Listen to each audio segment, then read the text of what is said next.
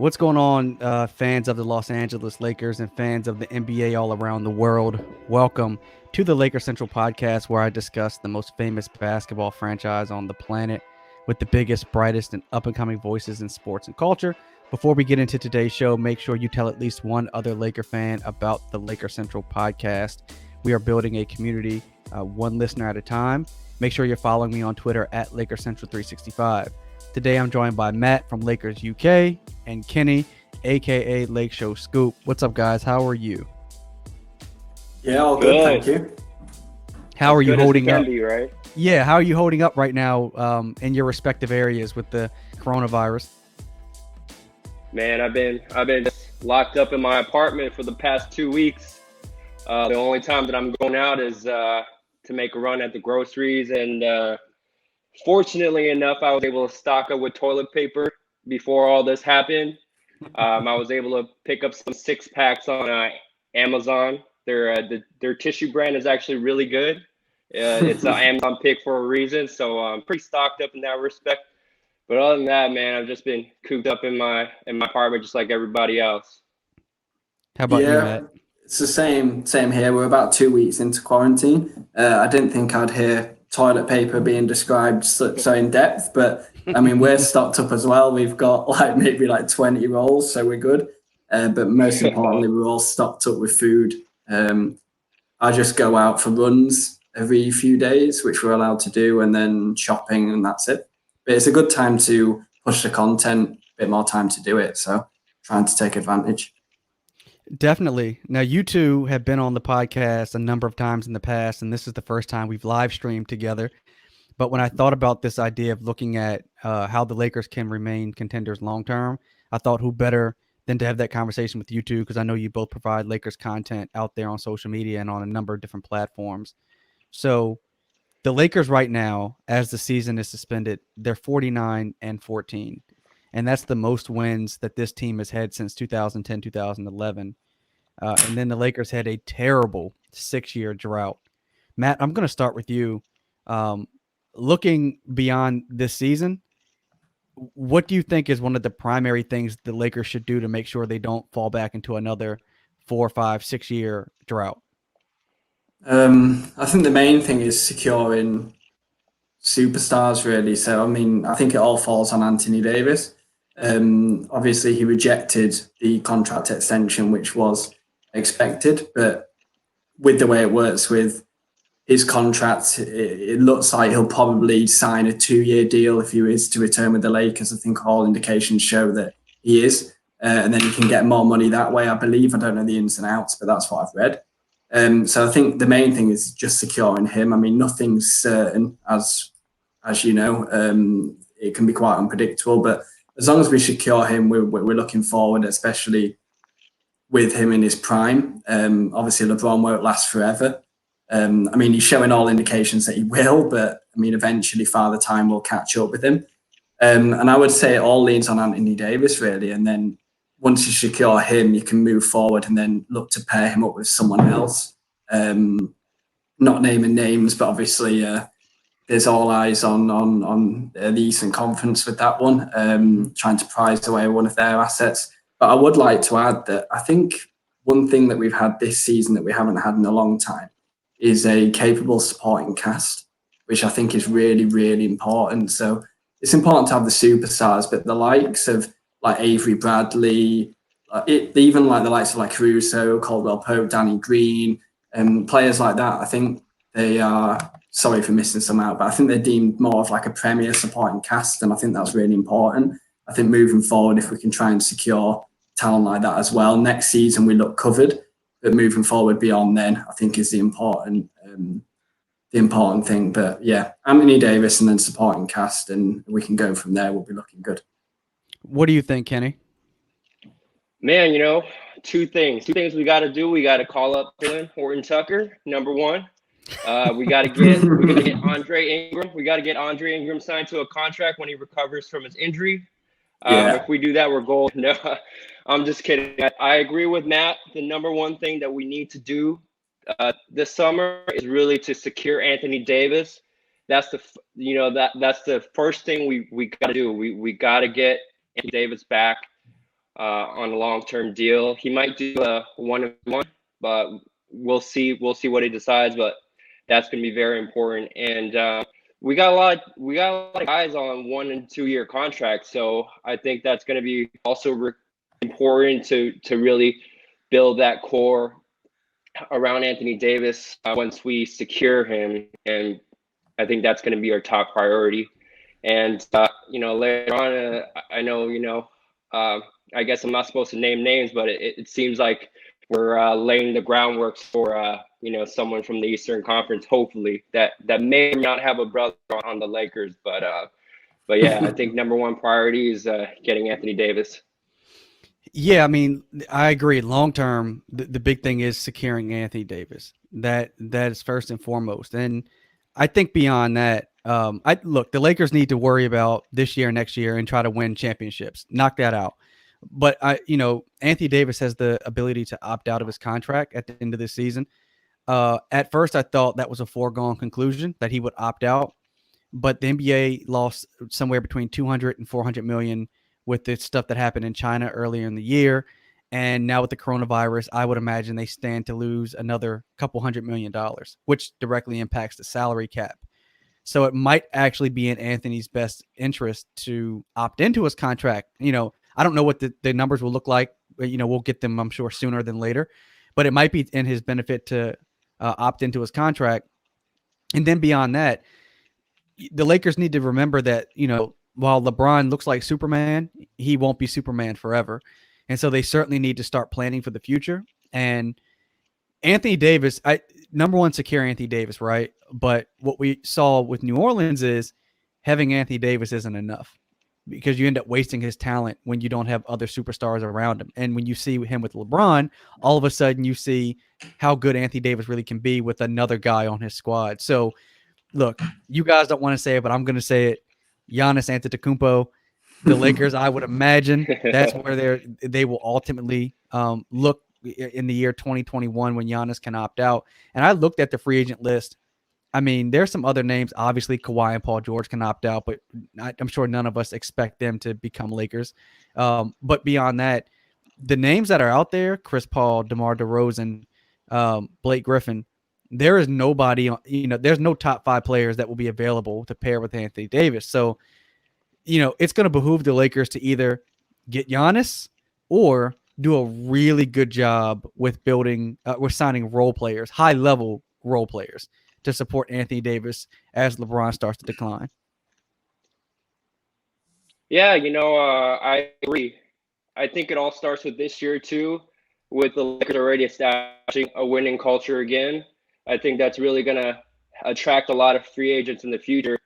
Whereas, the last 6 years, we were in a rebuilding situation for a number of years. And I think at that time, we heard reports on a lot of free agents. I mean, one in particular, LaMarcus Aldridge. I mean, he's good, but he's not great. But I think there was something about him that he didn't want to come to the Lakers a few years ago just because he didn't want to come to a rebuild because of his age. So I think with this season and success that we're having, and especially if the season that does continue and we do get to the playoffs and beyond, have a crack on, win that championship, I think that's going to go a long way in terms of our chances of getting a high-name free agent in the future.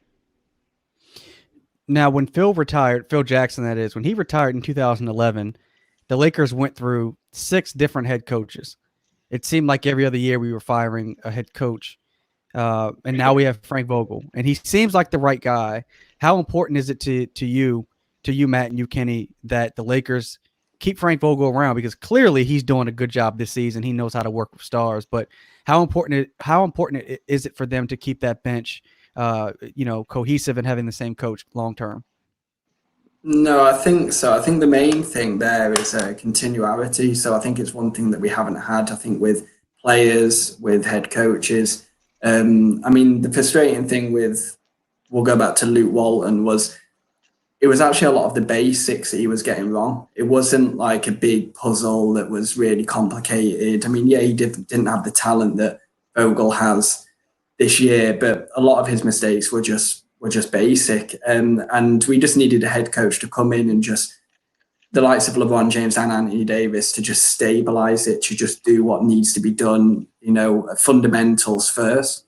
And that's what I think first and foremost he's done. His rotations are obviously a lot better. I think anyone's rotations are better than Luke Walton's. But I think, I think it's just fundamentals. When you've got the talent there, you just need someone to make it click together and make it gel. And I think first and foremost, he's come in with that. He obviously had a defensive reputation as well from his time in Indiana. Had a little bit of a slip with Orlando, but that seems to be, dead in the water, a bit of a blip. So yeah, I think he's just done in. I don't think he's been incredibly special or anything. He's just fundamentals, spot on, and he's just done the job that we expect, really. Yeah, I think when you have superstars, the thing is, you don't need to be this great coach. You just need to be able to communicate with your superstars and your veteran players, because this is a veteran-laden team, but you just need to not make mistakes as a head coach. And I think one of the things the Lakers did wrong is when Phil Jackson retired, it almost seemed like every coach was an extreme, right? So they had Phil Jackson, all-time great coach. Then they went to Mike Brown, very different from Phil Jackson. Then they went to Mike D'Antoni, very different from Mike Brown. Then they went to Byron Scott, very different from Mike D'Antoni. Then Luke Walton, very different from Byron Scott. Like everybody, it was always they were swinging left to right. And if you look at like the Toronto Raptors, when they let go of Dwayne Casey and they promoted Nick Nurse, they didn't go in a completely different direction. Nick Nurse took what Dwayne Casey already did well and kind of added his stuff on top of it. What do you think, Kenny? Yeah, ever since in Indiana, I've always had a liking towards Frank Vogel. This was a while ago. I think this was, I don't know numbers. I gotta look back on how long ago he was in Indiana. But when I looked at him, he always passed the eyeball in terms of being a coach. I think first and foremost, it all starts with the personnel that you have and the players that you have. With the coaches that we had before, with D'Antoni and Mike Brown and Brian Scott, I think the team, the trajectory of the team, at least where the team was, the stats of the team, it was very different from where it was now. With those coaches, other than in 2013, 2014, when we had Kobe, RIP, Dwight, Nash, Gasol. I mean, that was the only time that we had an opportunity to actually go somewhere. But all the coaches after that, it was already. I think there was just maybe a lot of people would disagree with me. I think there was just their circumstance, just where the team was.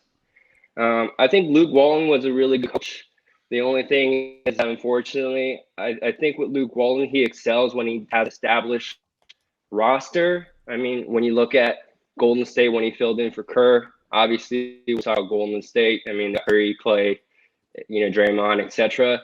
But when Luke was in LA, he had a lot of young guys. He still had a lot of young guys, and Brandon Ingram on the ball, and I don't think Walton's strength is really developing, the young guys on the team, and that's why I think going forward, number one, obviously we have to secure our personnel.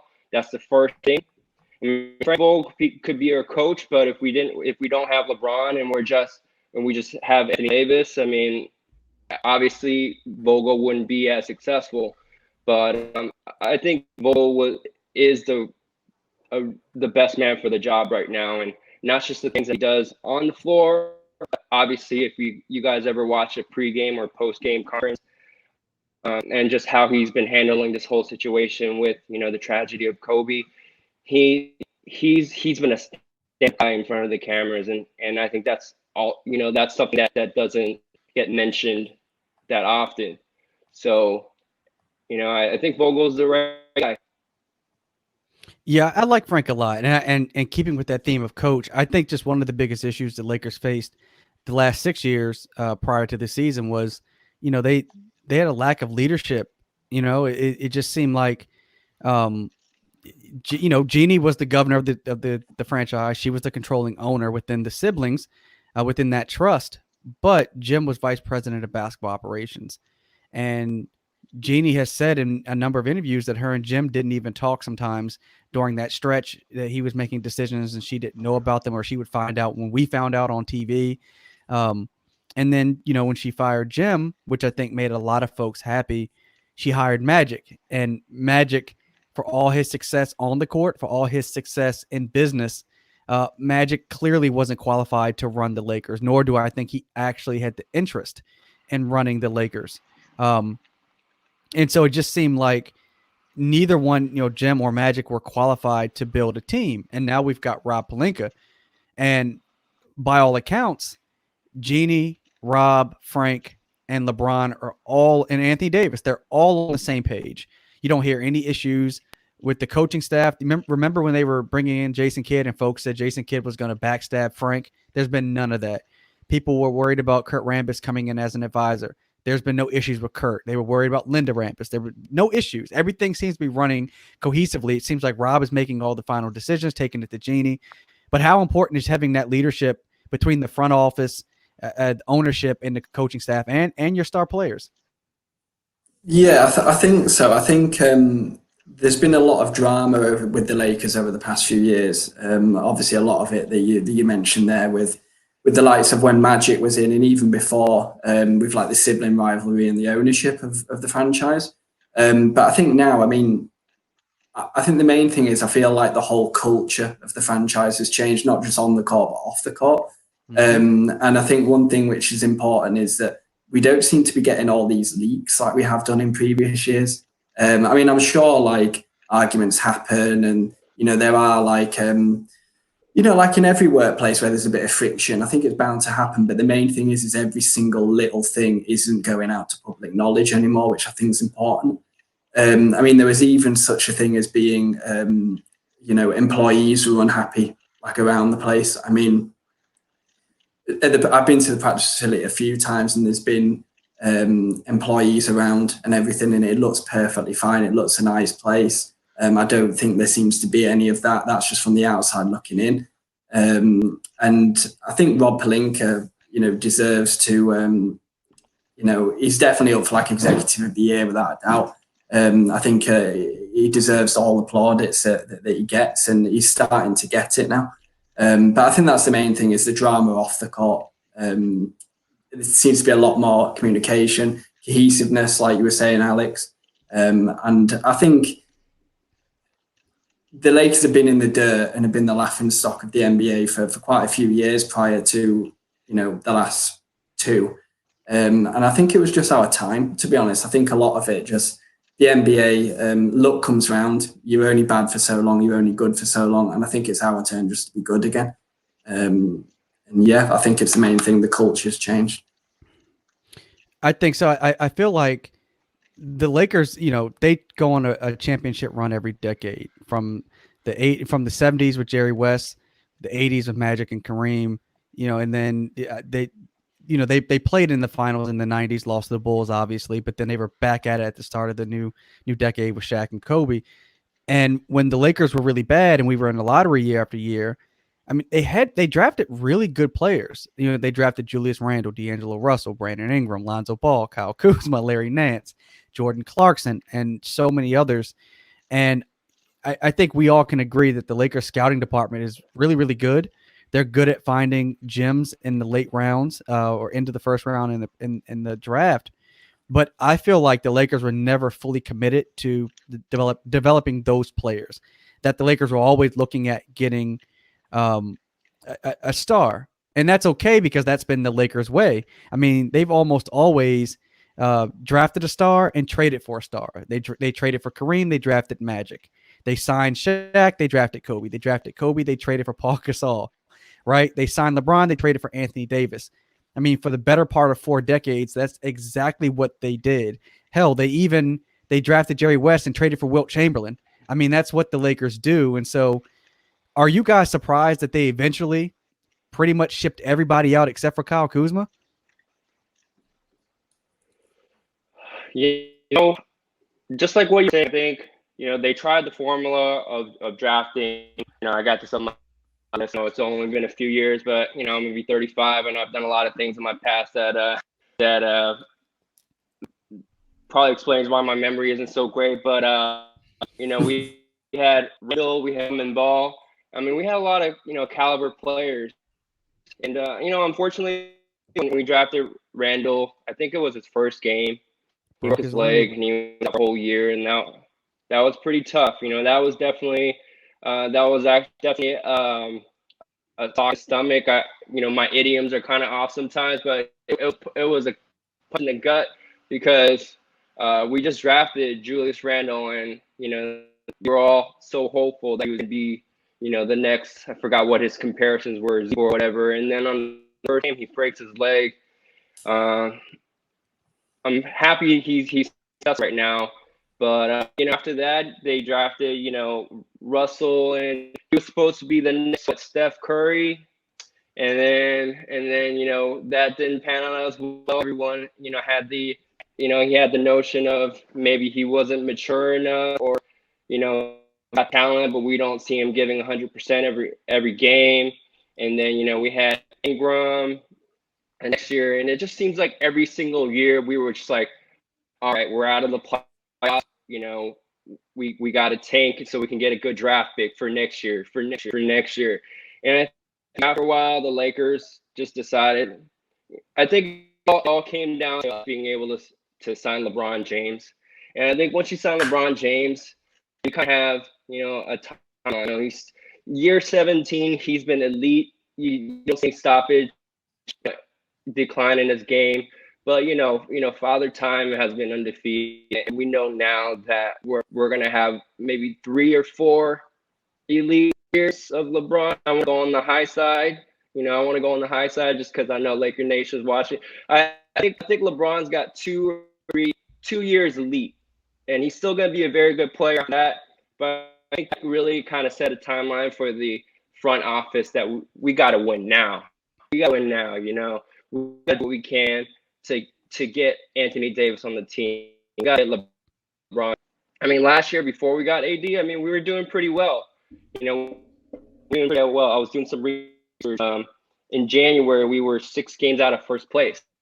And I think in December we were 3 or 4 games out of first place. Mm-hmm. And even March, the Lakers were about 4.5 games out of 8th. But we all know what happened last year. There was just a ton of. Brandon Ingram was out for a bit, and obviously LeBron was out for the first time for the length of his career.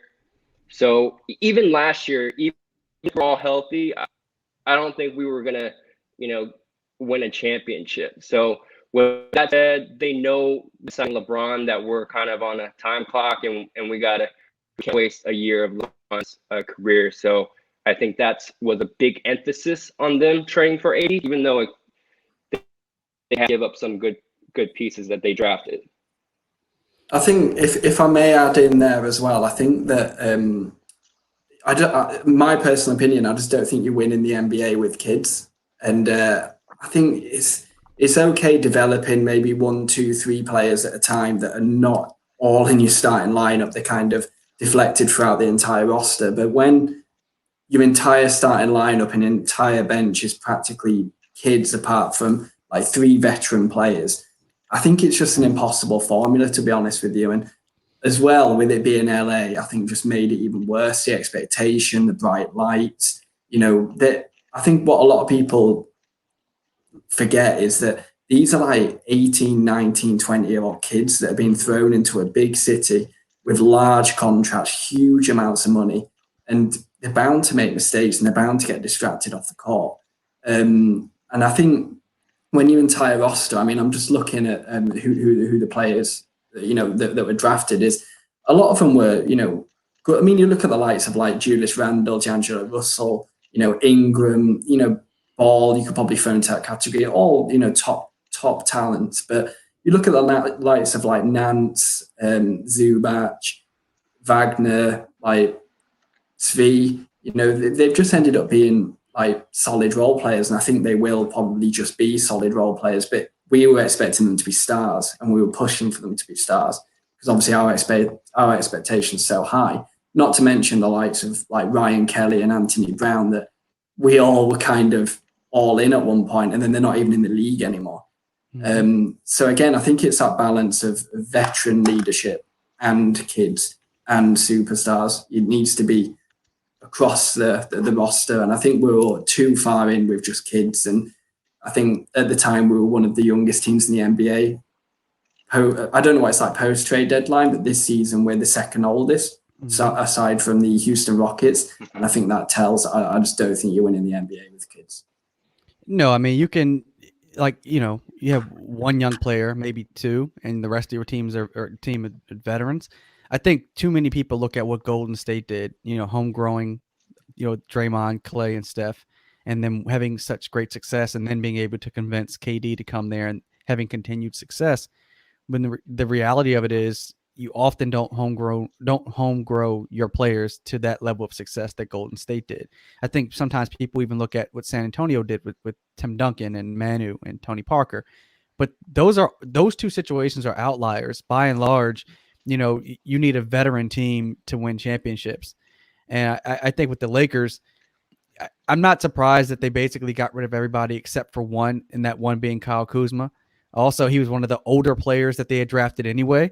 And you even see in his situation how tough it is for him at his age. I think he's 24 at his age to contribute on a championship team, a team with championship expectations. It is very different when you're basically, going out there and playing for the lottery versus every single night you're trying to win a game because you're building towards a championship. So I think it's different. Let me ask you guys this to kind of close us out. When the NBA resumes, and to everybody watching, I believe the NBA this particular season will resume. If anything, I think they're going to shorten next season, but I do believe this season resumes.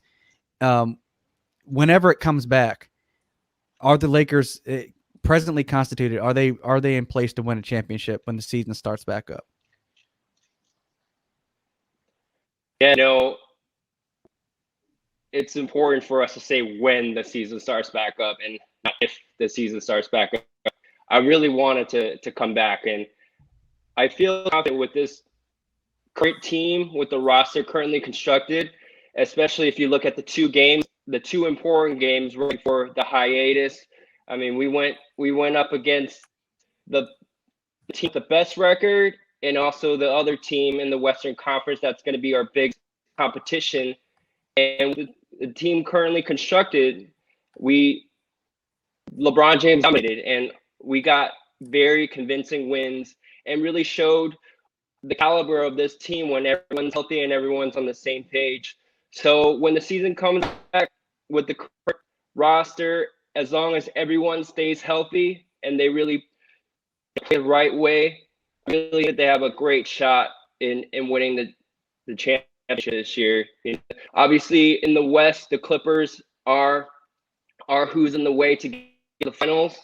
That's going to be an amazing matchup in West Conference Finals between those two teams. But there's been a lot of teams that, when we talk about Milwaukee, it's been so dominant for so long.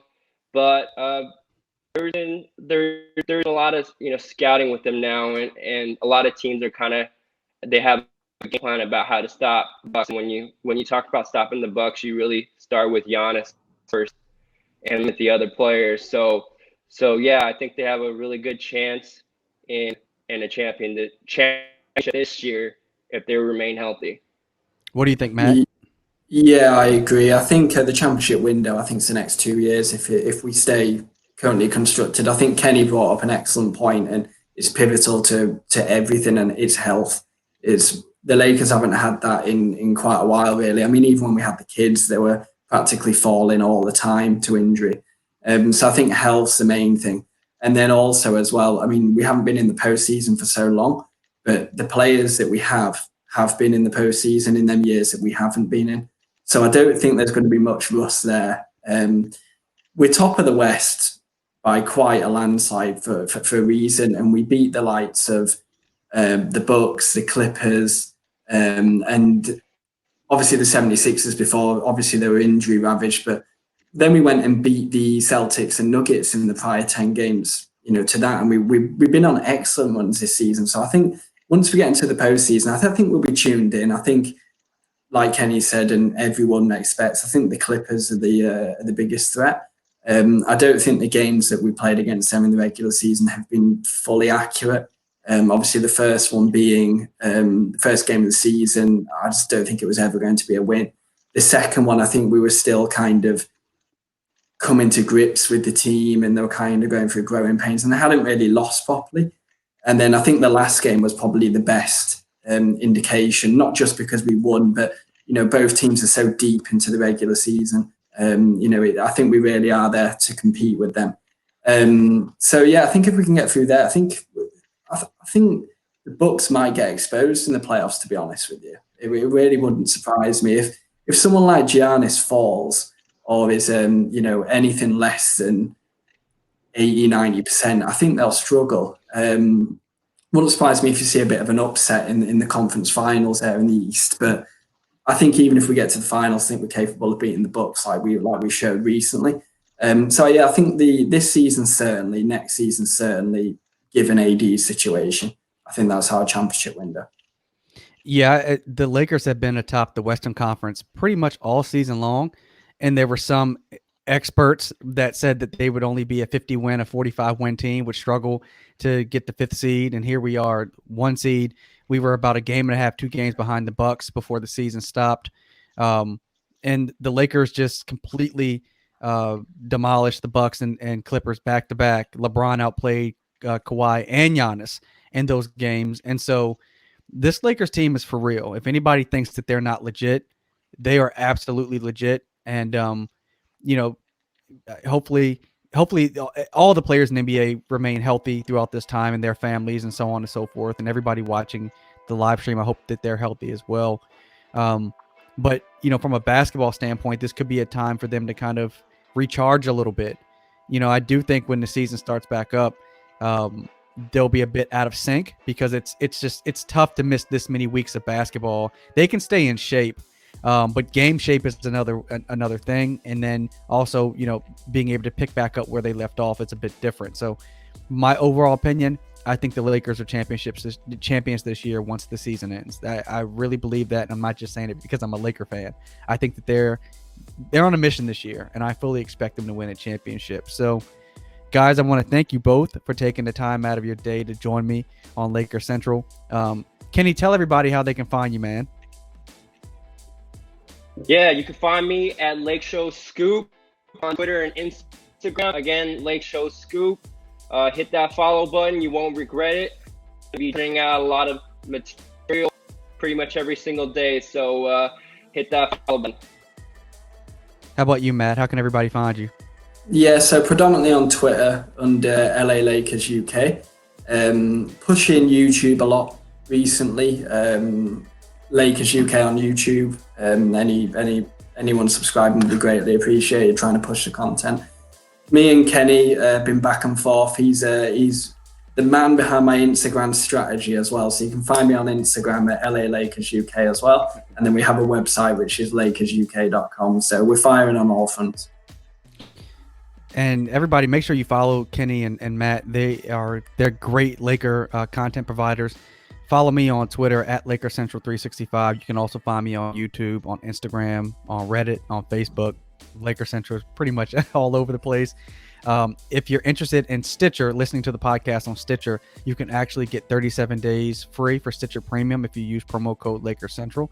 You can also find Laker Central on Apple, Spotify, Google, Castbox, everywhere podcasts are found. So we'll close out on that note. And until next time, folks, I'm out.